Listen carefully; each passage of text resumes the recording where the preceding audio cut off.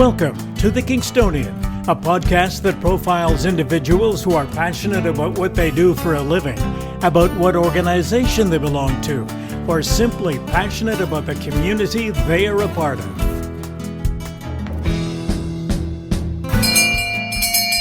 Oh yay, oh yay, oh yay. Good morning, everyone. Dave Cunningham here, and that is the unmistakable voice of Chris Whyman, the town crier for Kingston. Welcome, Chris, to the program. Well, thanks for having me. We are here to talk about your career as a town crier, and we're also here to talk about tourism in Kingston. Oh, okay. Let's start off with talking about your decision to become a town crier. How did that evolve? Well, it was a long time ago, as they say. I was doing a lot of different functions around downtown and helping out and volunteering, but I also did a lot of theater, so I got sort of recognized by people in the downtown area that this guy might want to take the job of town crier, and they were having a competition in 1984. They called me a few times to come and, compete, and I kind of was like, no, I don't think so. It seems kind of strange to me. What's that all about? But literally a friend of mine was here who's an actor in Toronto now, or Stratford, I should say. And he was here saying, what do you got to lose? It's only for a year. Well, that was 32 years ago, so the rest is history. So I've been, year after year, people call me for events, for conferences, conventions, to represent the city at different locations around the world, promoting basically the beauty and charm and history of Kingston.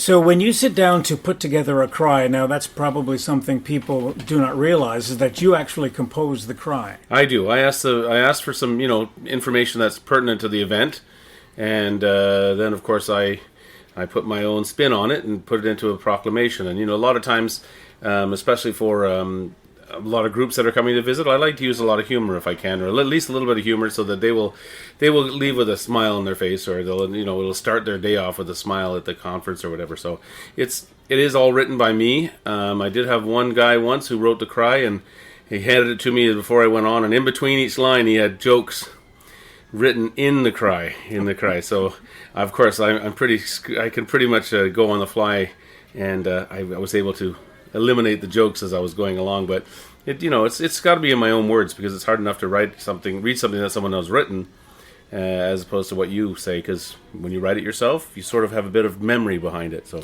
any particular cry that you put together that stands out from the many years of doing this? There's so many different ones, so many interesting ones that I've done, but one of the ones I just remembered the other day is when a woman came to visit here at the center. She came in and said, "Oh, you cried at my wedding, or my pseudo wedding." It was all staged. It was basically, she had gotten married already, and she invited all her friends to her wedding, but she'd already gotten married. They didn't know it, and I basically came out, "This is a sham. This wedding is it was a whole little sort of play at that point." So that was one of the ones I remember the most. And there's other ones from some celebrities for birthdays and things like that, and special occasions like that. There's been so many. I mean, when you're traveling around the world, you get to meet some pretty famous people. The Princess Diana and Charles cry that I did when they arrived in Kingston and met them at the dock is a memorable one. Mm-hmm. Doing a cry for the Queen and Prince Philip in England when we had the World Championships, back in '91 or whatever. So there's been quite a few over the years. How many would you average these days in terms of cries? It's usually around 200 a year. Okay. It fluctuates, because sometimes there's been a week where there's no event going on. And then sometimes there's a week where there's 4 or 5 events during the week. And then there's a weekend with 4 or 5 events just on a Saturday. So it could be 8 on a week during the whole week. But I would say on average around 200 cries a year. Now, not only do you have to provide your own cry, you have to provide your own uniform. Yes. Well, I'm lucky, because it's now that I've basically been hired as the town crier as well as the manager of visitor services, I've been fortunate that they understand and recognize that my uniform is crucial to the job, and it's the uniform that has been designed by myself, and over the course of the many years, it's really evolved up until about 1991 in different styles, but 91 it became a certain look, and I've kept that look since 1991, and that's the uniform I use now. So now, can you describe the uniform?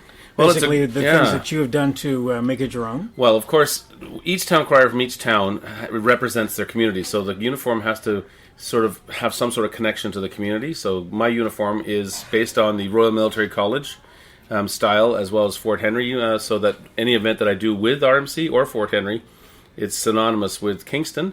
And of course my uniform has that look, the red with the black and the gold braid. Of course the black breeches with the red stripe down the side, and the buckled shoes, which the buckles were actually made for me by the people who repaired the roof at the visitor center. All the copper work, they basically took them home one day, the guy who was doing the work, and he came back with these buckles that he made out of a pair of paperweights for the crest of the city of Kingston. So over the years, little things happen like that, and people give me buttons all the time, which I try to incorporate into the uniform. There used to be a vest, but it's just too warm most of the times to wear the vest as well as the greatcoat. And so it's really starting off with Audrey's Costume House, 32 years ago, with the last uniform that they had on the rack, which was a Henry VIII uniform. They've been really supportive in helping me get my uniforms repaired and fixed up and things like that. But it's really evolved from a drab, brown coat to something that's so brilliant and representative of Kingston. Now, we touched on it a little bit. Let's go back and talk about some of the competitions you've been a part of. Yeah, well, it goes back to the very first competition we had here in Kingston when I won the job of town crier. Next was the regionals, where we had all the town criers come in regionally, and that I came in first in that one. Then the regional winners all went to Ottawa for the first provincial championships. And I won the first provincial championship, which allowed me to go to the first international, which they had about 35 to 40 criers at the first international in Halifax.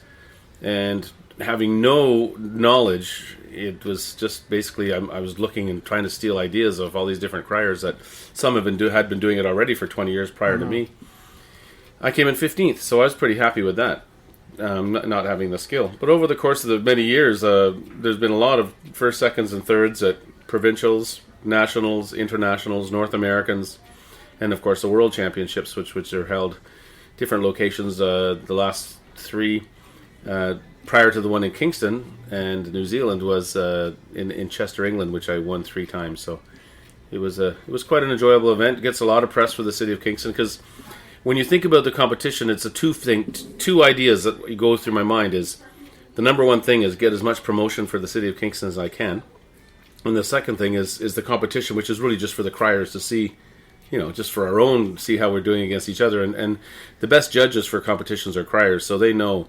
So when a judge comes up and you end up being third, and all the town criers say, "Nah, you should have been first," they know. So it feels good, even if the judges think you're third place. The criers say you're first place, and that's very, very heartwarming. So, one of the side benefits of all of these competitions is the opportunity to go to places you might not otherwise have visited. Yeah, it's true. And anytime that I can get to somewhere that you can just get your name or your face or your stories in the radio or television about the community is a bonus. It's the last competition I came in fourth at was the Worlds in New Zealand. And that competition, huge amounts of press. So that sort of made up for it. I mean, right even into the on-flight magazine on the airline. I opened the on-flight magazine. There's my picture in the on-flight magazine. So totally floored me. So it was quite nice. So now, after you'd been doing the town crying for a while, you were hired on as the manager of visitor services here in Kingston. How did that all evolve? Well, they approached me basically because of the high profile that I give to the city of Kingston. They sort of knew that I was already a tourism ambassador for the city of Kingston, and I basically brought my application form in and my resume, which, I mean, for 20 years I'd been working in a retail environment as manager of a photo store in Kingston. And of course, before that, I even started off as a manager at an ice cream store. So I had a lot of experience working and dealing with the public. Customer service is sort of the number one priority on my list. And of course, making people smile and have a good time in Kingston was just something that went hand in hand with the town crier. So, describe the staffing that you have here at the visitor center. Well, usually we have two permanent part-timers that work in the store here. And throughout the summer, we hire students, and we try to get a good array of students that are bilingual, that are people-oriented. In my back of my mind, every time I'm doing an interview or for the job, I'm thinking, is this person got a little bit of theater in them? Because really, when you're dealing with people every day, it's almost like doing a show. You constantly have to be on, You have to be ready to perform, sort of, Yeah. and have great knowledge of the city of Kingston. Our focus is really to make sure that we send people off into the city of Kingston to shop and to stay in hotels and go to attractions and all the different things that Kingston has to offer. Our job is to make sure that they leave here happy and satisfied that they got all the right answers and that they're ready to go off and explore Kingston. It's many great things. It's festivals and events, and it's great shopping and restaurants. I mean, it's just a plethora of things that Kingston has to offer, and it's an easy sell.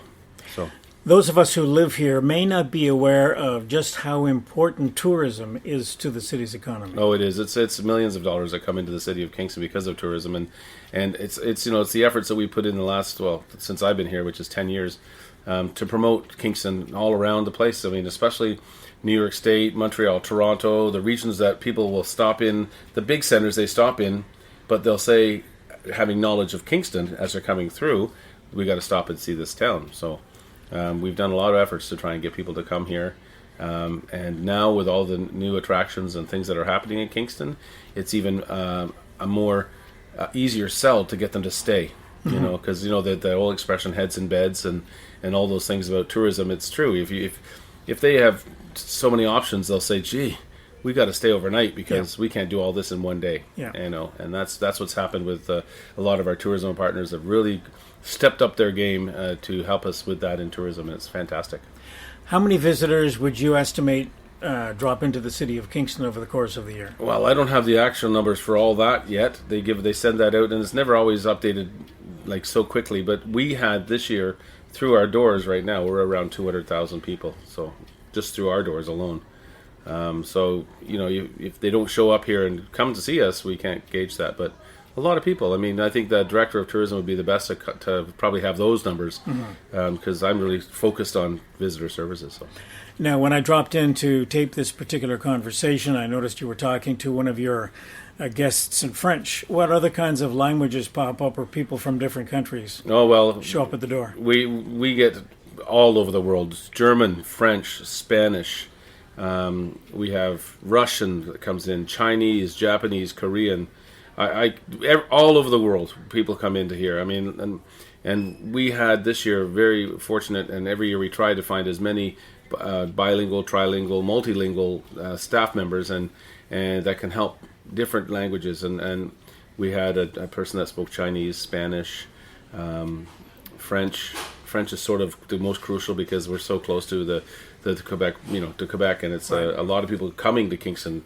I would say it's a huge number of French people that show up here, and because of that, the knowledge of the bus tour groups that come in, they know that we sort of are stepping up our game in the French and bilingual selection of staff. So, Yep. Now, what are the three most popular tourist attractions that you see visitors going to in the city of Kingston right now? Yeah, and I think it's three or more because they've like I say, we've noticed a lot of new attractions stepping up their game. Fort Henry, the cruise lines and the trolleys are huge, and of course now the prison being opened for the public has really brought more people into Kingston. So, but there are some little hidden gems that people miss out on, and that's things like the Pump House Steam Museum and the Electronics Museum up at the base. I mean, every one of these little museums is really, really coming out of the shell, and it's been with the cooperation and collaboration of a lot of other companies. Like the cruise line and the trolleys have done a thing called a K-Pass, where you buy a pass, you get a pass to all the museums, and then that money is shared with all the museums, right, that are on the list. Right.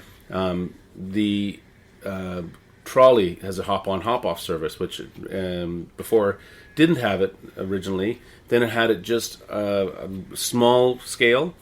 Now they have 4 trolleys, so they have it on a half-hour schedule. Like, again, their game has really stepped up to help increase the amount of options for visitors in the city of Kingston. So it's just an awesome collaboration of all the Fort Henry and Bellevue House, the Prison Museum, the prison itself. Bellevue House is a nice little living museum that when people go there, they don't realize that one of the unique things about Bellevue House is the garden. And a lot of the senior people that are really into gardening, when they find out that those tomato plants are from the original tomato plants that were there when Sir John A. was there. It's kind of a thrill. Yeah. You know, that kind of thing is for them is very, very neat.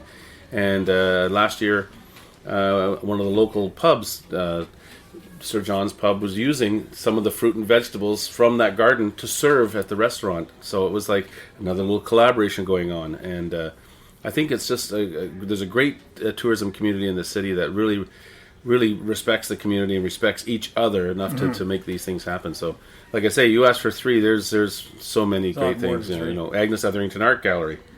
You know, it's a great little spot at the university that now people are coming back after we send them over to the Agnes because they're into art. You know, Right. coming back say, what a great museum, what a great art gallery. You know, and that is something that you like to hear. People coming back saying, thanks for sending me there. When you talk about some of the tourist attractions or the tour companies stepping up their game to make themselves more popular and to integrate more into the whole tourism package for the city, I think of the Fort Henry. Exactly. And the business of establishing Fort Fright. And for those who may not be aware of it, describe what Fort Fright is. Well, Fort Fright is I sometimes try to describe it as a scare attraction, because what it is they've turned the fort literally into a haunted fort, or like, you know, a haunted castle sort of thing. And it uses humans as well as animatronics and some great little new every year they do something different or add something new to it. And again, that's something that, and for us in tourism, extends the season. And that's the number one thing that we really like to see. Kingston is a 4-season destination with FebFest in the winter and Fort Fright that goes up into the end of October. Anything we can do that can create a 4-season destination is really is top notch in my game. And a couple of years ago, they established a side building at the fort, interactive. Yeah, they have the Discovery Center there, Yeah. which is now really the administrative offices of the fort.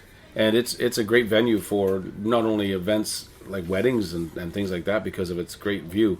It's a great place to have a little conference get together or something, as well as either in the fort or outside the fort. Again, there's always this forethought that they're thinking of the future, you know, Right. and that's kind of the way it's nice. You can't just keep relying on all the stuff we've got. We have to evolve a little bit and you know, create something new, and you know, and create, you know, more of a something attraction wise or attractiveness wise that will, those people who came 15 years ago will come back and see something completely different. Right. You know, the standards will still be here, but they've upped their game. So wow, when I was here last time, this museum didn't have that and this, and that's what is really nice about it. So, and as town crier, it's good to go and promote. You know, I always say extol the virtues of the limestone city, because the virtues are always getting better and better. Right. And I would guess, too, that it's in their best interest to generate more and more revenue to maintain a place like Fort Henry, which has been around a long time. Yeah, and that takes a lot of needs maintenance. constant work. Yeah, Right. you're right. It's every museum needs that little extra push with funding, and I'd really love to see museums staying open a lot longer. I mean, it'd be a nice in my dream. I actually met with the Minister of Tourism a couple of years ago, and he said, "What's your wish list?" I said, "I wish that you would give the museums some more money so that they can extend their period of being open." For example, you know, any National Historic Site should be open year-round. It's a National Historic Site. Right. So, Another area that has become very popular in the last couple of years, too, is the Kingston Pen. yeah. And when it first opened to tourists, you couldn't get a ticket, or at least you had to sit on your computer and try to get in to buy one. Yeah. What's your opinion on that particular attraction in the city? That just to me seemed like it was a no-brainer. I mean, Yeah. it's a National Historic Site. You can't tear it down, so let's utilize it. Let's make some money for it to keep it up, and people want to see it. It's you know, for 175 years, people wanted to try and get out. Now people want to try and get in. It's the greatest thing to see, and calls constantly here, even up to today. You know, people asking, "Is there tickets available?" And it's a wanted commodity. I always say to people when they say they came here from Brantford or something, or they've come here from wherever, we've got tickets to the Pen. I'm saying it's like Willy Wonka's golden ticket. You've got that, you know, and like you said, people were online trying to get tickets. It was like trying to get hip tickets. Oh, yeah. You know, people were online constantly trying to get those tickets. And again, with collaboration with the cruise line and the K-Pass, that opened up a lot of chances to get a ticket to the Pen, because some of those tickets were reserved for K-Pass holders. And if you're lucky enough to have a K-Pass, you're given a code which allows you to buy a pen ticket to go in to see the Kingston Penitentiary. Now, as we tape this, we know that there are different levels of government who are talking about what to do with that particular area, looking down the road into the future. Obviously, as the manager of visitor services, you would like to see it continue to have some sort of tourist component. Oh yeah, it is a huge draw for the city of Kingston, and as I mentioned, people are coming in from all over especially the region, even upstate New York, that are coming in with their tickets that they got online to come to see the prison, and it could extend their stay, or hopefully it will extend their stay, or it did, rather than coming up from Niagara Falls and just for the day, they'll come up and stay overnight, go to the fort or go to the prison, and then go home the next day. But while they're here, they're going to take part in shopping, eating, dining, retail, experiences, attraction experiences, event experiences. If they get a ticket during Blues Fest, well, they're going to probably buy a Blues Fest ticket and come to Blues. It would be an awesome thing to see it open as a regular basis. So. One of the components of city life in Kingston are the sports tournaments that come to town. I would imagine you play a role in some of that. A little bit. It's mostly my colleague Brandon who does the sport tourism, and he's doing a fantastic job. Bidding for different events, working with local organizations, sporting organizations to have some of their tournaments here. Tournaments are a huge boost for Kingston because it fills hotels. Restaurants, and we've got some awesome sporting venues here in Kingston now with the Queen's new Richardson Stadium. It's just opened another, huge possibility for sporting events. So Brandon's really working hard. He's a great, hardworking sport tourism manager, and he's really trying hard to make sure we keep Kingston in the spotlight for events. The K-Rock Center, another great venue. All these things that happen in Kingston are all... we've used the K-Rock Center for big conferences and conventions, so not just a sporting event. So again, all these places are a boom to Kingston, a boom.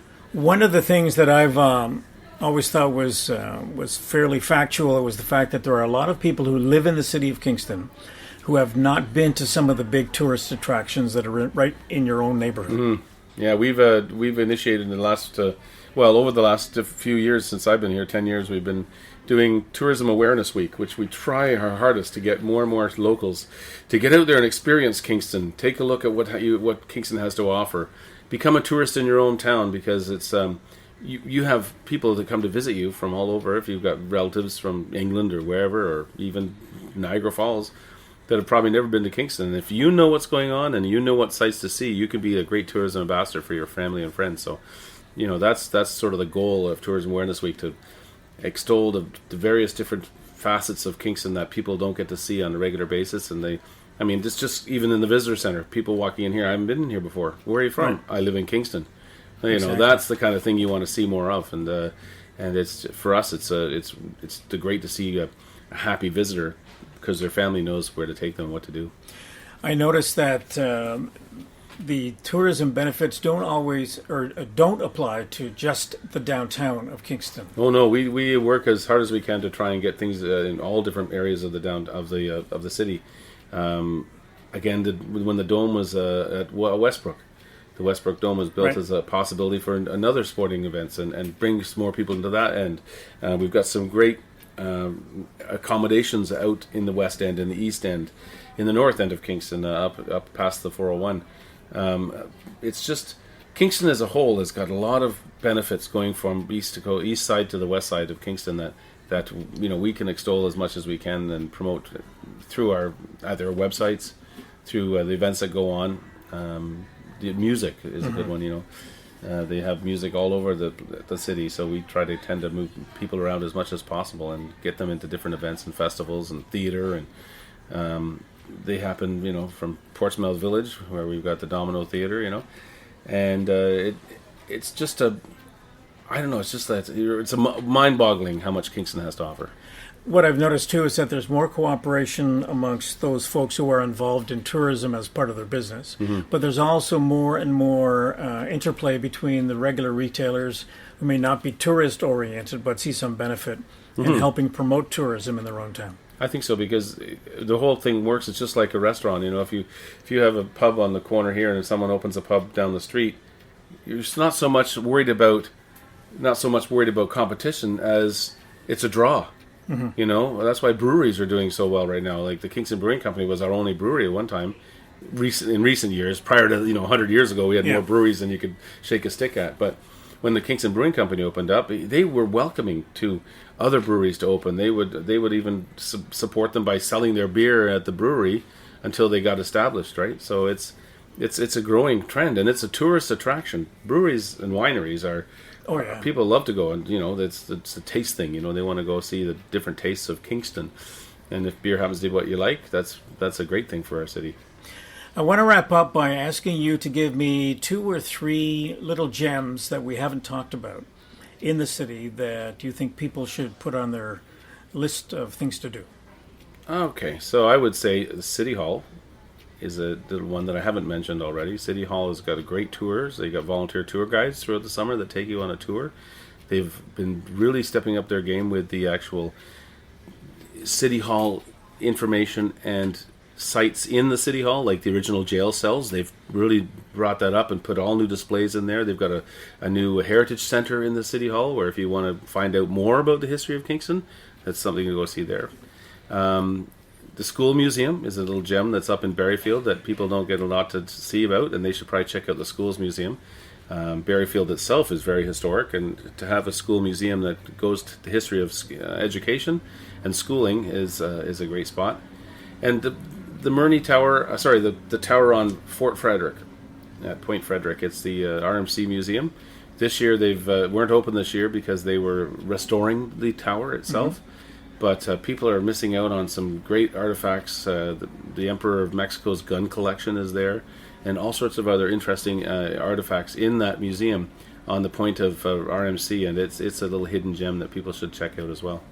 Now, if people want more information about what's available, give me a couple of contact information. Oh, it's visitkingston.ca is our website. You got to see that. It's the place that's got all the information about everything: restaurants, hotels, events and happenings that are going on in the city of Kingston.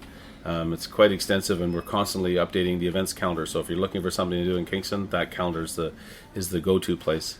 And of course, the visitor center phone number. If you know 548-4415, I've known that phone number since I worked at Japan Camera, like 25, 30 years ago. So because if you know that number, your access to information when someone says, "What can we do in Kingston?" You're the coffee shop down the street, and the visitor comes to see you and says, "What's to do?" Just a second, I'll call this number. That's right. Now, if you're just walking around town, just look for the locomotive that's right in the downtown across from City Hall, and you're in the train station building right beside the locomotive. Yeah, it's pretty easy to see. Pretty easy to see. Thanks very much for your time today, Chris. Oh, thanks very much. Oh, yay.